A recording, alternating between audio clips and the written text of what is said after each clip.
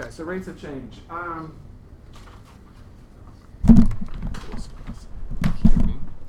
Let's see. So first of all, let's talk about what just average rate of change is, and then we got instantaneous rate of change. So average rate of change is what you've known your whole life rate of change. It's just a normal slope. Now the difference is, there's another type of slope we'll do in a few minutes. This slope is between 2 points. Alright, so like in this drawing over here, this is 1 point and here's another point. And the slope is, well, I guess I put it in green, is right there. It's the slope of that line, the rise over run. Alright, so they ever ask about average rate of change? I will be calling this AROC sometimes, so abbreviation, average rate of change. If they ever ask for that, I'm going to suggest you do the slope formula, which is right here. You could also count rise over run from the graph. So let's do one review of that one, and then we'll talk about the other type of slope. Hey, and what this gives you is, if you remember this from geometry, this is called a secant line. A line that goes through 2 points. That's just the name. All right, so we'll get the slope of that line. One other thing is, you might remember slope formula as this. y2 minus y1 over x2 minus x1. Yes, that's going to be the same as this one. This one is when they give you 2 points. So they give you, like, here's 2, 4, and -1, 7. Find the slope. What they're often going to do on these problems, though, if you look at this one, they're going to say on the x interval 2, 4. So they give it to you like that. It's going to be more helpful to know this slope formula, which is the same. It's really f of b is y2 minus y1, and then x2 minus x1. It's the same idea, but they're going to give it to you on the, so it's on the interval, on an interval AB. Okay.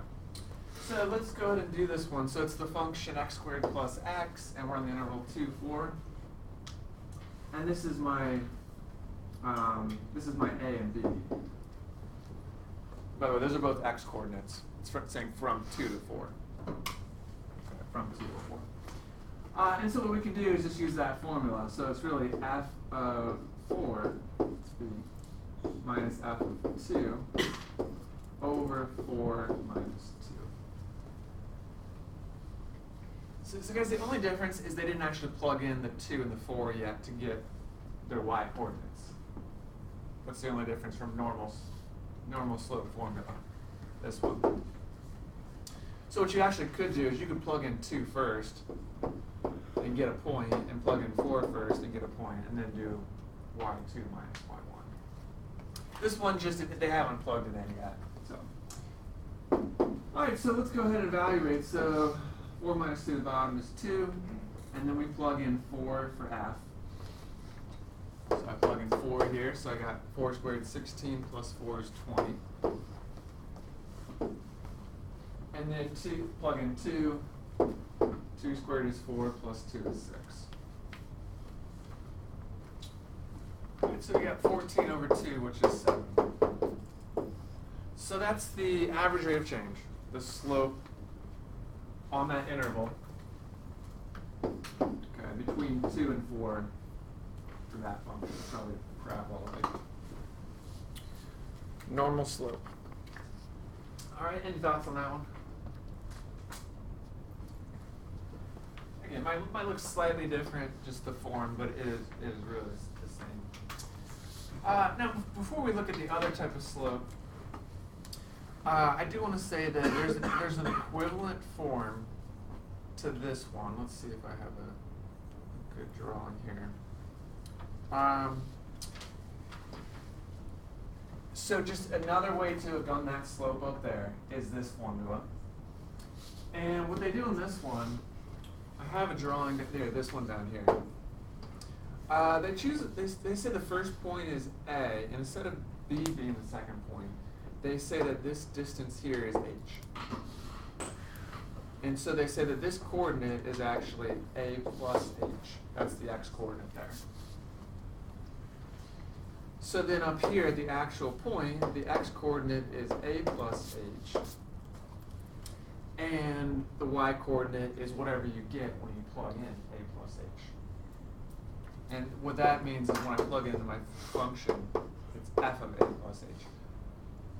F being, whatever you get when you plug it in.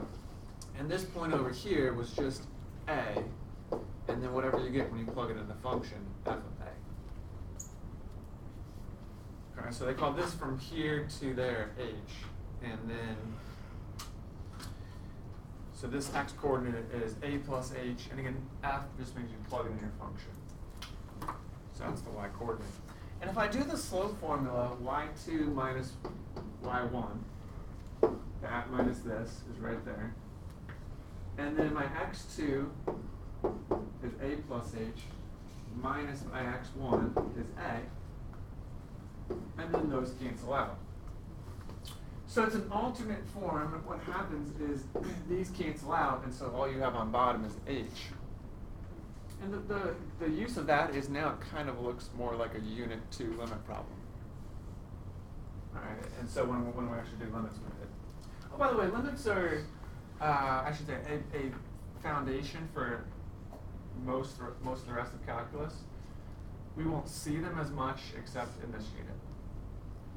We still see them decent amount in this unit, but moving forward, they're foundational, but it's not as much that we use them a lot.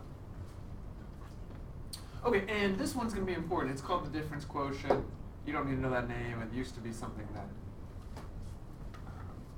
I thought was taught earlier and might be important. Okay, so we gotta look at another type of slope. So any questions so far? We got first slope. Here's just an alternate form, still the normal slope. Any thoughts so far? Okay. So here's the most important thing I'm going to talk about today is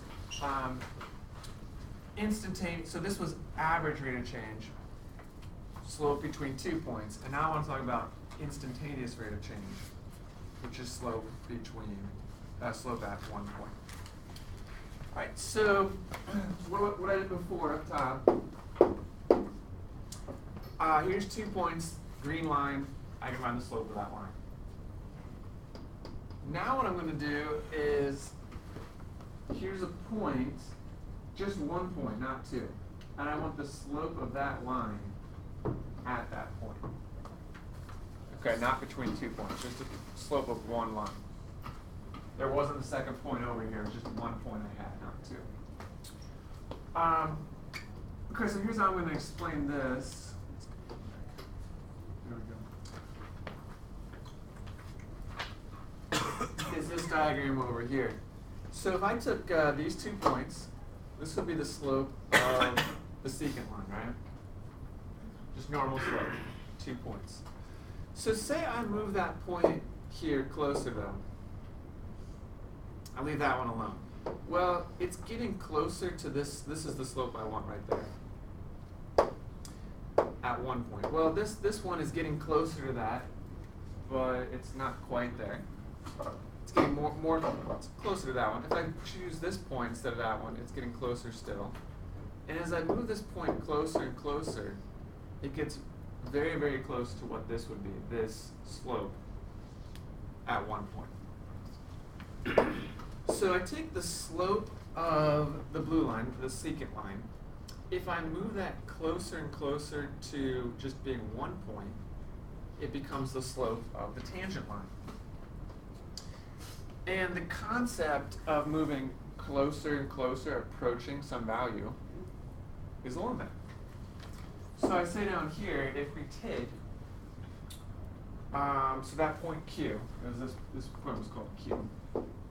If we move that closer to just the 1 point there, to point P, the secant line becomes the tangent line. You guys remember tangent from geometry again? It was one of these circles. Tangent just intersected at 1 point. Okay. Same thing here. So just 1 point that we have, and we get that tangent line. So here I say, hence, the slope of the tangent line is the limit of the secant line slope. So there's where we're going to get our limits. So conceptually, again, if you take your secant line and you have that slope, well, if you basically just add in a limit, and you're going to move it closer and closer to this one, and it becomes a tangent line slope. So flip the page, and I have it outlined there for you. Guys, if you look at it, it's the same as this here. It's the same as this one, but I added the word limit. Right? It is literally this one that I just showed you, this alternate form. All I did was put LIM as h approaches 0. Yeah, that's all I did. Now, why is it as h approaches 0? Because this distance here to here was h. So if we make h, basically, so it was this distance. If we make h be 0, now there is no distance. It's just here at that tangent line. So as we get closer and closer to this distance being 0, can't actually be 0, but the limit as we go to 0, then that would be the slope of the tangent line. Okay, and one other thing before we try an example with this is there is an alternate form if I use this one. If I use this first slope formula that we did, it's just not, both are fine. And so if I'm asking on a quiz or test about this kind of thing, you could use either one of these and they're both correct. Okay. I think later I will use more of this one. It's just this one is used more commonly. It's just we use that a lot more. So how about before we try some, conceptually, any questions I can answer we can go over? The main thing is slope of limit of the secant line slope becomes tangent. So if I throw in this, now it's a tangent. And tangent lines are going to be important. All right, so let's try one. Let's do A down here on page 2. So find the slope of a line and the equation of that tangent line for each function at the given x coordinate. So equation of a line is coming back. That was the very first thing we did this year. Okay, now let's look at this one. First of all, this is a line. The slope is 4. That's going to be what we're going to get. This one, though, the process is a lot easier in this one, and so I wanted to show you the process. So it's more about the process here. We know the slope is going to be 4, but I want to show you the process. Okay, I'm going to use the top one. You can use either of these. I'm going to use the top one now, so let me write it down. The slope of the tangent line is the limit one. So the limit as h approaches 0. So make sure we use the same values. F of a plus h minus f of a over h.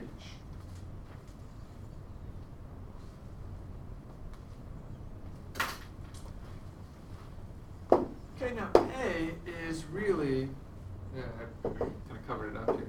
A is really the x coordinate, okay, that you want your slope at. And so A is really this is really A. We want the slope at 1. And so I'm going to simplify this a little bit. Limit as h approaches 0, f of 1 plus h minus f of 1 over h.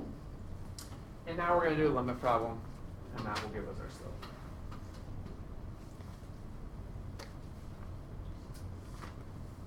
So again, that in our formula up there, a was really the x coordinate, which they're giving us is 1. And so we'll put it there. And now it's a limit question, but it's a lot of algebra. Okay, so we do what each of these says, and we evaluate, and the h will cancel. So this is a reminder of algebra 2, most likely. This says go to your function f. I'm going to plug in 1 plus h wherever there's x.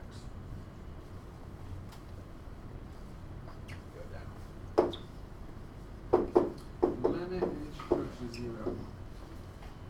I gave you guys a lot of space here because, yeah, there's just, you work it out. I mean, eventually it's not going to take as long as you think, but it just takes a little work. So you guys know what I'm talking about? You plug this in, so it's really 4 times 1 plus h minus 8. That's what this one is. Here's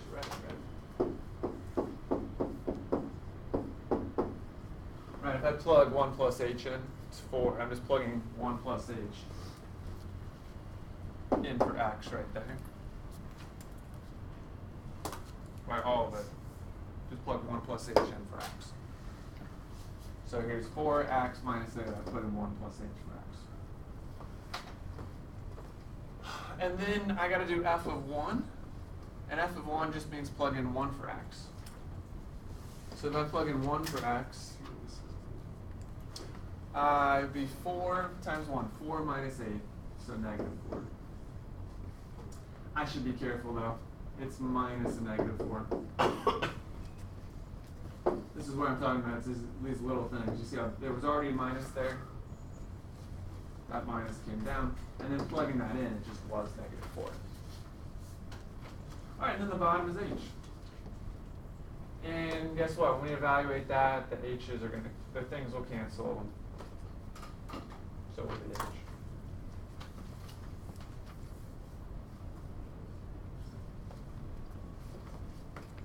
So I'm going to write this again. Limit as h approaches 0. I distribute the 4, and I get 4 plus 4h. Then there's the minus 8, and then minus the negative is plus 4.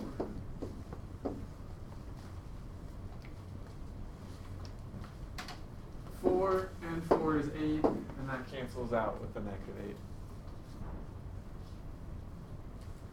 And so then I got limit as h approaches 0 of 4h over h, and the h's cancel. It's 4.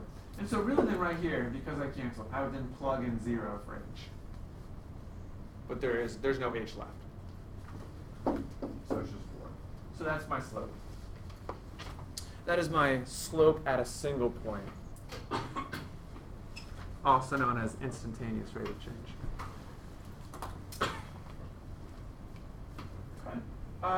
So how about any thoughts on that? You'll get pretty used to this process. You put in 1 plus, we put in 1 there, and then we plug in 1 plus h for x, and then you plug in 1 for x, and then you evaluate the 1 there. So it's a limit question, just a few setup steps. Anything I can answer on that? And we knew it was going to be 4. I mean, we knew it was going to be 4. Yeah. Okay. You say plug in 4 minus 4 and 8 for h. Do you mean f? Like here to here. This right here, this one means you plug in 1 plus h anywhere you see x in the function. I think that's what you're saying. I'm not sure. So you plug this one in for x into the f function. Yeah. Okay, so then let's just set it up. What you would then do is write the equation of the tangent line, and that's your slope. And then it gave you an x-coordinate of 1. And the y-coordinate is when you plug in 1. So if I plug in 1 here, which we already did actually, if I plug in 1, it would be 4 minus 8, so negative 4. And so then you would write a line equation with that. I like point slope, so let me do, you can do slope intercept too. I'm going to do point slope. So it'd be y minus y1, which is negative 4, equals your m of 4 and then x minus 1.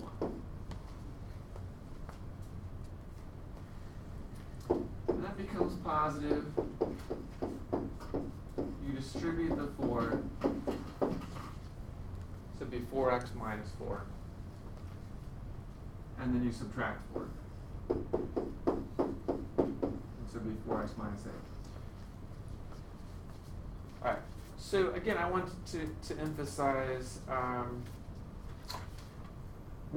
we knew this one was going to be a slope of 4, because we know what a line is, where the slope is. and we knew that a tangent line is going to be the same line. Right? But this one was more about the process. More about getting the process down instead of having one that we'd actually need to find the slope. I want to try one more. Any questions on that one though? No? So let's try part B here. Same question, find the slope in the equation of the tangent line. And so it's going to be the same process, just different function and x coordinate 3. So limit as h approaches 0, I guess I'll go ahead and write it all down again. It's f of a plus h minus f of a over h. That's just the formula from above. Now if you want, you could immediately jump to the second step in these where you plug in the x coordinate and for a. Right, so this is really saying at the x value of 3. And that's my a value.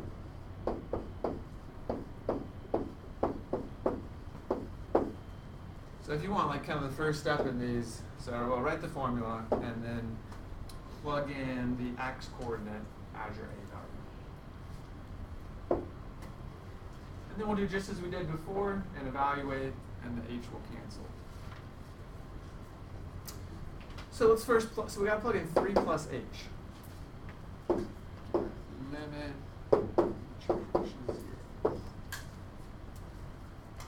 Okay, so I go to my function and plug in 3 plus h for x. So it'll be 1 over 3 plus h. Right. Just plug in 3 plus h for x. Minus, then I'll plug, let's do this one. Then I'll plug in 3. I get 1/3. And then it's just all over h. And now it becomes a limit product. And of course, plugging in 0, direct substitution would not work. So we simplify and cancel. Now for the rest of this problem, I'm just because I don't like fraction and a fraction, I'm going to write this as like dividing by fraction, don't ask why, flip the second one and multiply. So I'm going to write for the rest of this problem as, instead of divided by h, I'm going to do times 1 over h.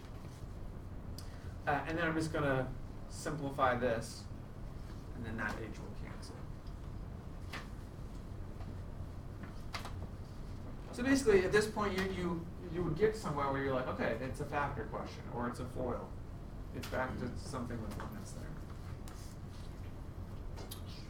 Okay, so let's see. So on this one, if there's 2 terms and fractions, we'll just combine the fractions. And then hopefully something will cancel. So I need common denominator. And so this one, it needs a 3. So I'm going to multiply this one by 3. So it's like a 3 over here. And then this one needs a 3 plus h. And so I'm going to multiply this one by 3 plus h, top and bottom.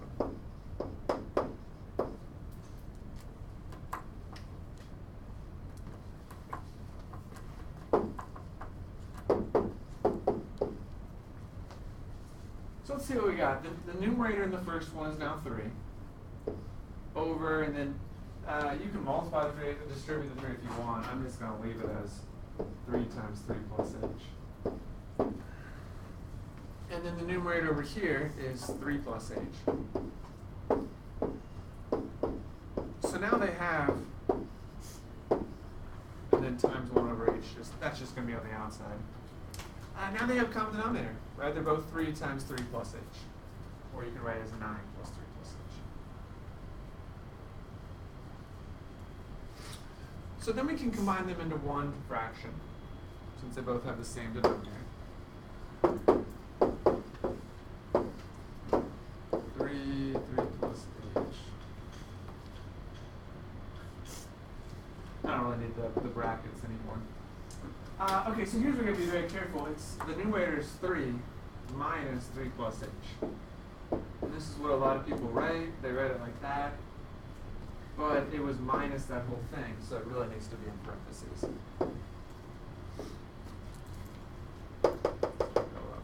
Alright, so it's minus 3 plus h, but that's all one term.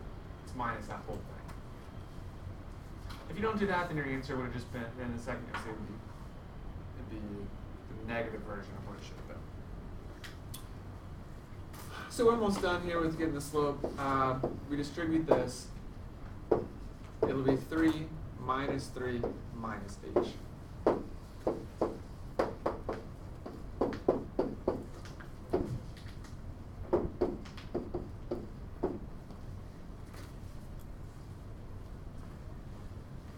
And I can cancel the 3's. So let me cancel the 3's, those are gone. And once I do that, now this h, since these are all multiplied together, these terms, now that h and that h will cancel.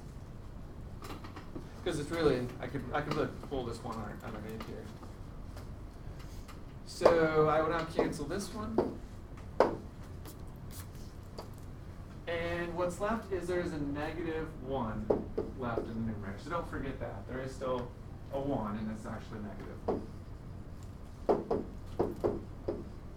And on bottom, it's 3 times 3 plus h. Once you cancel that h that was on bottom, then you plug in 0.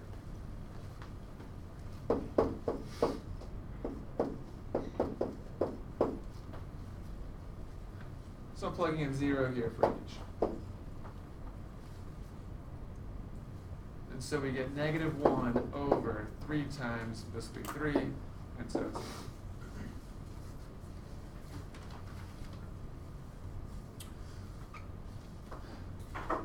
So to finish up, let me just set up the slope, the point slope of the equation, and then I'll do a quick recap of that one. So the slope is negative 1, 9. X minus my x coordinate was 3, and then if you plug in 3, which we already did, if you plug in 3 there, the y coordinate is 1/3. And so y minus 1/3. So you can put that in slope-intercept form, but that would be the setup for the equation of the tangent function. There's my slope, and then my x coordinate was 3. We plug that in and got 1/3 for the y. All right, so quick recap on this one. So you plug in 3 for a. And then you put in 3 plus h in 1 over x, and you put in 3. You got a number. And then we did a little work just to combine those fractions. And when we did, the 3's canceled, and then the h's canceled. Once you cancel that h on bottom, then you can plug in 0. Okay.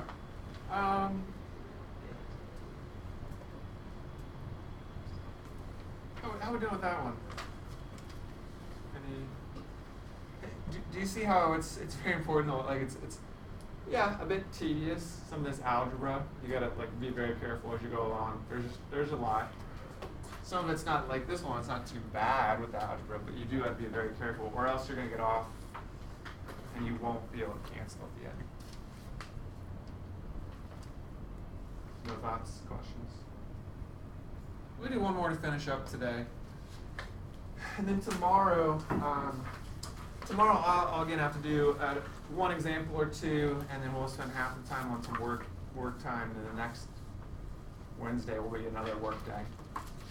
As we move forward, some of these concepts take longer, and so we spend more work time on them.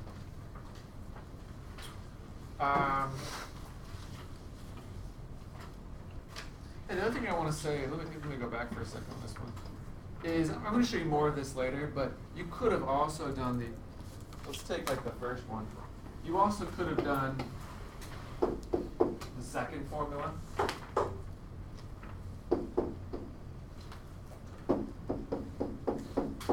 I just want to make sure it's clear. You could have done the second formula for either of these. And it would have worked. Sometimes it's an easier one, sometimes it's a harder one. Like it's just, sometimes they can work out well. Like for example, it would have been actually the same type of work in this one. But you would have put in, look at A. You would have put in 1 for A.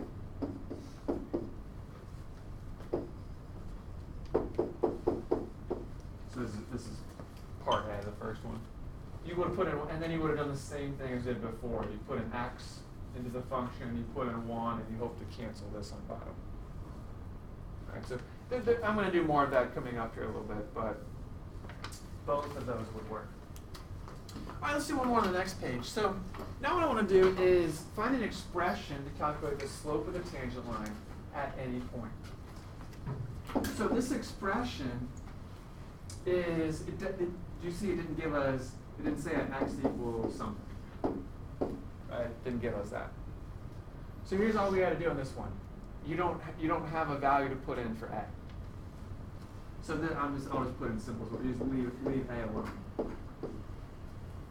So I'm going to do the rate of change as we did before, but I won't have anything to put in for a, and I'll get an expression with a in it.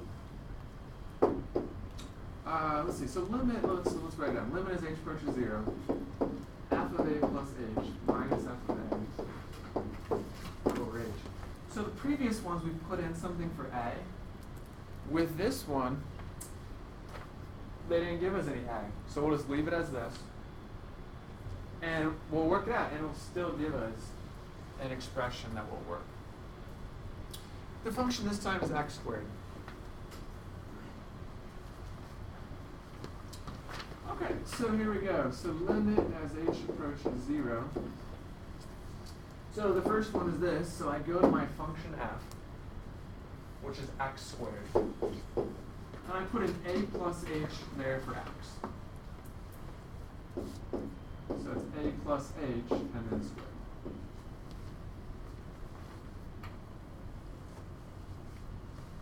Right, then there's a minus.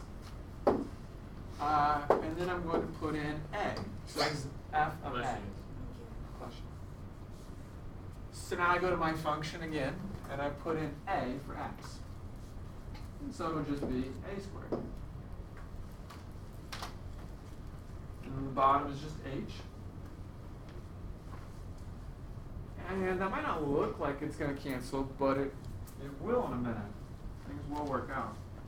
So you guys good on that setup so far? First one, just put an a plus h there. So it becomes a plus h squared. And the second one, we just put an a, so it's a squared. So now, if I FOIL this, it's going to work out. Things are going to cancel. So let me just do that off to the side, and then I'll put what we get here. So it's really a plus h times a plus h. So that's what a plus h squared is. And so when I FOIL, a times a is a squared. Outside and inside, they're both gonna be ah. A times h is ah, and h times a is also ah. So I have two of them, so it's plus 2ah.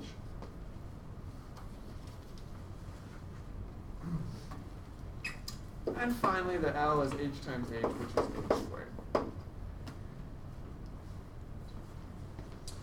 All right, one of the most common things here is people forget to bring down the a squared. So that's why I put it in a different color here. So there's a minus a squared, and then it's all over h. So all I really did is FOIL the a plus h squared. You see then how these cancel, right? The a squareds cancel. And then here, I can factor out an h, and then the h will cancel.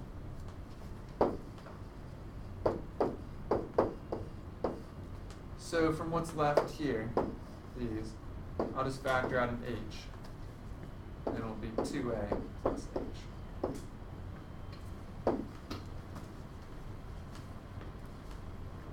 Alright, then those cancel. As soon as you cancel, you plug in 0 for h. So it's 2a plus 0, which is 2a. So I told you that the expression would have a in it because we didn't have an x-coordinate for s. All right, so guys, what this means, let me summarize what we found here. This is an expression for x squared that represents the slope at any point.